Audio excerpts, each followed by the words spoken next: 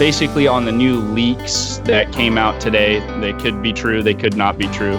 You know how this type of stuff goes. Recently, you know, there's a lot of stuff that's been going on out there with the NX and everything, but most likely they're fake. But they do go over a couple cool things that I'd like to ask you guys about here. They're talking about basically the price range, which can be guessed easily. The starting base price would be $300 or $299.99. And then a bundle price, which would be $399.99. And I guess this is coming from some high up there person that's working for either Walmart or one of these other large companies like Best Buy. It's saying that there's going to be at least 4 titles on deck when it launches, or sometime around that range. And the stores will be receiving demos of the console in February. So what are your guys' thoughts on just some of these things that they're pointing out here? Do you want to take it first, Tyler? Sure. Honestly, like $300 is a lot cheaper than I would think for the NX. I mean, like, the Wii U came out, when it first came out, was relatively cheap compared to current gen consoles. And even after that, it had a price gouge. But that's really interesting to see a $300 price tag. Yeah, I think, because I looked at this before we started this discussion, and it just seems like stuff that anyone with good common sense could guess, because a price range between $300 and $400, that seems like average compared to what the PlayStation 4 and Xbox One was.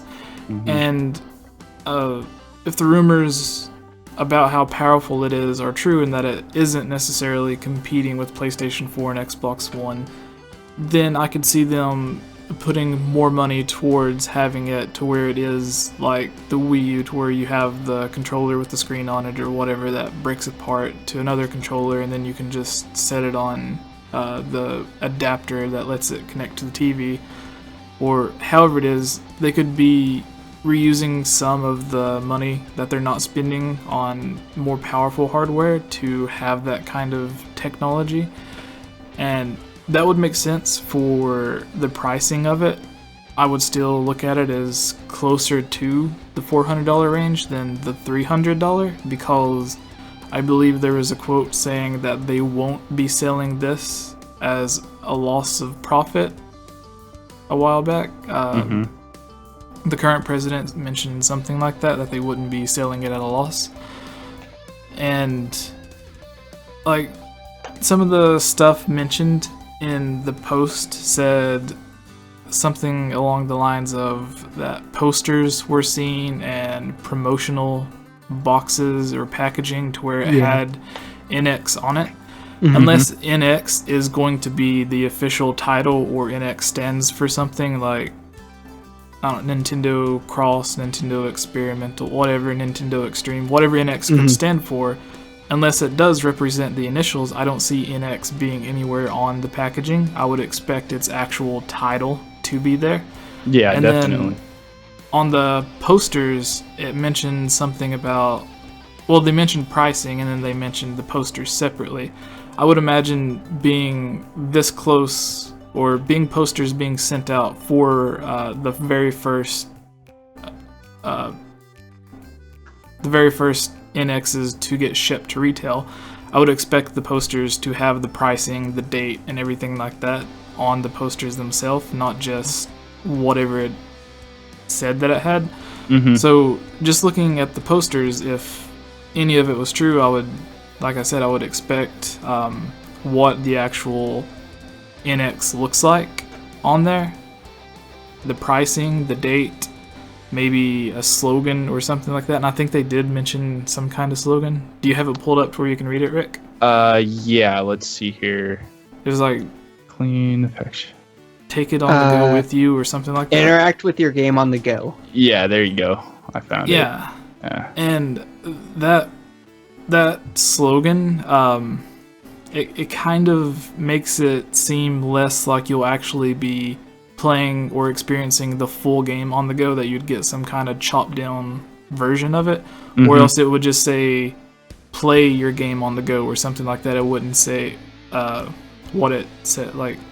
Well, and that could have been pulled from the comments that were made by Boogie2988, where he was saying that it was he had information or whatever, and he talked to a couple people that were saying that it's going to be a version of the game that you would play at home, just watered down, basically.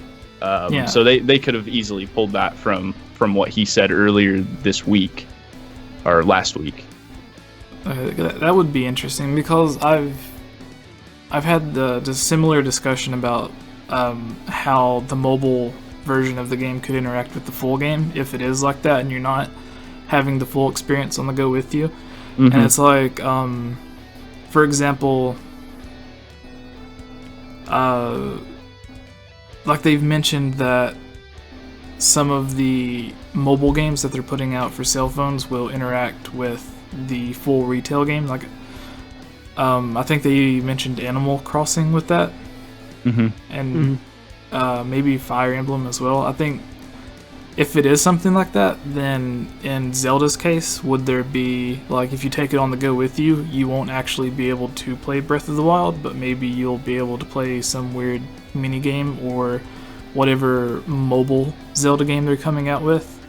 And if you, whatever rupees or whatever you can collect arrows in the mini game will sync up whenever you get back home, and then you'll be able to have those when you actually play the full experience. Or if it's collecting something like food, because mixing ingredients and stuff is a big part of Breath of the Wild. So do you think it would be something like that, or do you think it would actually be the full experience and people are just running off with what Boogie said? I feel it could go either way. I feel like that guy does have a lot of good connections in the industry, and you know, I've watched him throughout the years, and I am a fan of him. But he feels like he seems like a really genuine guy. So if what he was told was complete garbage, then those people that told him that have, you know, no validity there. But we still don't know yet. So it could really either go either way. If they did do this home console and a handheld hybrid thing, it's gonna kind of blur the line between their home console division and then their 3DS division. And I know they meshed the two together a while ago, I believe, and they don't have two separate teams working on stuff. But in terms of sales, you know, if they start making all these games specifically for the NX, I'm not saying that they're going to stop making games for 3DS, but maybe they're going to do it the more handheld way, where it's almost like a smartphone game that you take on the go, so then they can bring in a new handheld later on. I don't know, though. It could go either way. Yeah, something that I've thought of is, like, where they have their 3DS lines of games and then their home console Wii U lines of games. We see games like New Super Mario Bros. On the Wii U is, you know, your traditional start at the left of the screen, try to make it all the way to the right of the screen on the home console, and then there's the 3DS, New Super Mario Bros. 2 or whatever it was.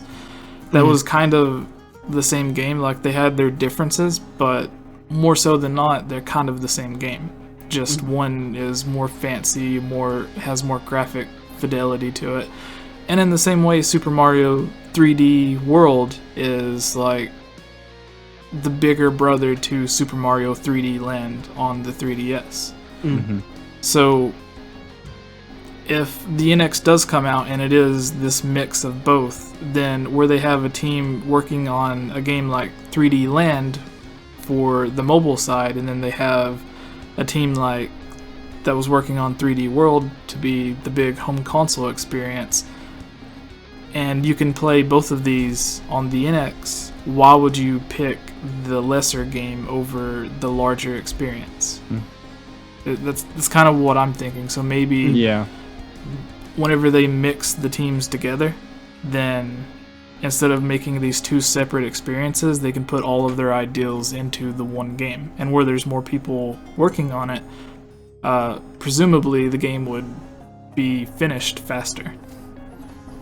See, now what I'm thinking is that if anything, the graphics might take a hit if you're taking it on the go. So like character models will go way down, textures will go way down, load distance way down, just to try and keep the game running. Because while it would be cool to think that Nintendo's found a way to have a battery power an entire console for hours on end, the 3DS battery and the Wii U gamepad battery are really, really short-lived batteries. Yeah. And what makes it worse for the Wii U is that it's not actually rendering the game. Mhm. It's just streaming the game. Mhm. And the fact that its battery life is still so short says Yeah. something. it's worse than my new 3DS, and that's surprising when the 3DS is rendering everything. So yeah, I on wouldn't. two separate screens. Yeah. So I wouldn't be surprised if there was some sort of graphical hit, especially if the NX is as powerful as developers have been saying. Yeah. So you think that the NX controller that you take on the go with you would have its own like GPU or CPU or whatever inside of it to render the game, that it wouldn't just be streaming it over the internet like how you can with the PlayStation Vita and the PlayStation 4, to where you can just stream the gameplay? Yeah, well, from a lot of the rumors I've heard, because like Nintendo's patented some sort of cartridge technology. I don't know if this is for another handheld later on or for the NX, but from a lot of the stuff I have been hearing, the NX is the controller is the console, and it has this dock that you can put it on to play it on the TV and whatnot. Yeah, like it's So do you get? Well, this goes to both of you. Do you think, if this rumor is true, do you think the dock that you set it on will just be a dock that charges it, lets it connect to the TV, lets other controllers connect to it or whatever, or do you think it'll actually have its own hardware inside of it to where it can give the game better graphics, whether it's a higher resolution, adding higher resolution textures, or more graphic fidelity, more effects, or whatever? Or do you think it'll just be the same thing but on your TV? I wouldn't be surprised if it had more components in it to sort of make it, like, give you a reason to play it at home on the TV sort of thing. And, like, with Breath of the Wild being basically the flagship launch title for the NX, that seems like something Nintendo would do, especially after, like, back in the SNES era with Star Fox and them having its very own chip to work for it. Yeah, they used to have some of those cartridges to where it would allow it to play the Super Nintendo to play games that it otherwise wouldn't be able to. Mm-hmm. And with the Nintendo 64, I thought they did something a little bit more clever, because instead of the game being more expensive because it has the chip inside of the actual cartridge, they gave you the extra RAM that you could just put in the system, and then any game that required it, it would allow you to play. So if the NX is like that, then to where it's not the cartridges themselves that have the extra power, but if the docking station has the extra power, or even in the future, if say in 2 or 3 years, whenever games take the next leap, instead of going out buying a totally brand new console, if they released like a more powerful dock to where it would do that, I think that would be a great idea if they planned ahead of time and future-proofed it. Mm-hmm. Yeah, definitely. I agree. I think it's going to have something in the dock that makes it more powerful on the TV. They have to give you a reason to plug it into the dock. And if it's going to be a whole taking it with you on the go type thing, they have to do something different than what Sony did with the Vita. So there's got to be some type of gimmick that we still don't know yet. Like the whole portability thing, it probably isn't the gimmick that we're gonna get revealed to us. It's got to be something different than what everybody else has, or what Sony had that completely flopped. Hey guys, I'm GBC Tyler. I run a review channel on YouTube. I also do animations, and yeah. Hey guys, I'm Rick, also known as RMFH, and as you guys might know, I've been on Jesse's channel a lot, and I make Zelda theories. My channel's pretty dead at the moment, though. So. What's up everyone, this is Jesse, and welcome to The Enslave. I would like to thank you for watching this video. If you're a fan of my Zelda or gaming news theory or discussion videos like this, please consider supporting this channel by donating through patreon.com/GameOverJesse, where you can get new videos early, be able to join on discussion or theory videos, get shoutouts, and tons of other great rewards. Thank you all so much for allowing me to do this, watching my videos, and especially you Alex Myers, Jonathan, The Itch Network, and John Frank for your support on Patreon.